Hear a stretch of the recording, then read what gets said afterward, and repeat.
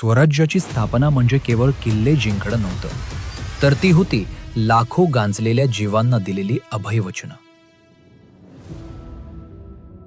पण सततच्या संघर्षानं, रक्तानं माखलेल्या भूमीनं आणि आप्तस्वकीयांच्या वारंवार होणाऱ्या बलिदानानं शिवरायांचं हृदय हेलावून गेलं होतं.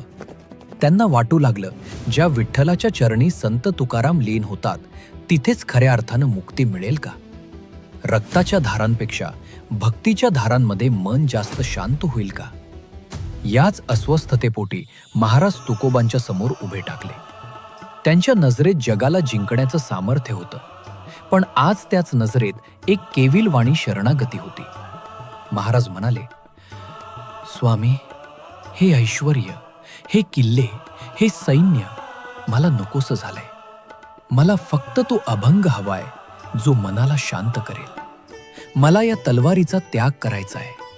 मला मुक्ती हवी आहे. तुकोबांनी राजांच्या डोळ्यात पाहिलं.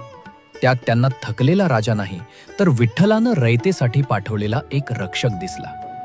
तुकोबा धीर गंभीर आवाजात पुढे म्हणाले, राजे, मुक्ती म्हणजे स्वतःच्या शांततेसाठी जगाला सोडून जाणं नव्हे. खरी मुक्ती तर ती आहे जिथे तुम्ही दुसऱ्याला अन्यायाच्या पाशातून मुक्त करता. जर वाघानं हिंस्रता सोडली तर हरिणांचं रक्षण कोण करणार? जर सूर्यानं तपणं सोडलं तर जगाचा अंधार कोण दूर करणार? विठ्ठल तुमच्या तलवारीच्या धारेत आहे, जेव्हा ती जुलमी हातांना कापते.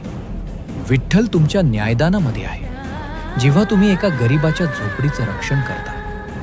भक्ती म्हणजे केवळ टाळ वाजवणं नव्हे, तर दुबळ्यांच्या पाठीशी खंबीरपणे उभं राहणं. हीच सर्वात मोठी भक्ती आहे. शिवबा, तुम्ही संन्यस्त झालात तर हा महाराष्ट्र पुन्हा गुलामगिरीच्या अंधारात ढकलला जाईल. विठ्ठलाला हे कदापि मान्य होणार नाही. तुकोबांच्या या शब्दांनी महाराजांच्या अंगावर शहारे आले.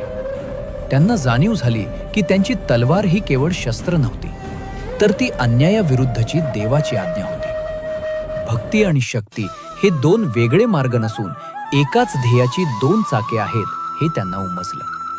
संतांच्या आशीर्वादानं राजाला नवी दृष्टी मिळाली. वैराग्याची जागा आता रयतेप्रती असलेल्या अफाट कर्तव्यानं घेतली होती. इंद्रायणीच्या काठावरून जेव्हा शिवराय निघाले, तेव्हा त्यांच्या पावलात पुन्हा तोच आत्मविश्वास होता. तुकोबांच्या माळेनं दिलेली आध्यात्मिक ऊर्जा आणि भवानी तलवारीनं दिलेली मर्दुमकी. आता हे स्वराज्य केवळ राजाचं उरलं नव्हतं, तर ते प्रत्यक्ष विठ्ठलाचंच कार्य झालं होतं. तर शिवभक्तांनो, चॅनलला सबस्क्राईब करायला विसरू नका.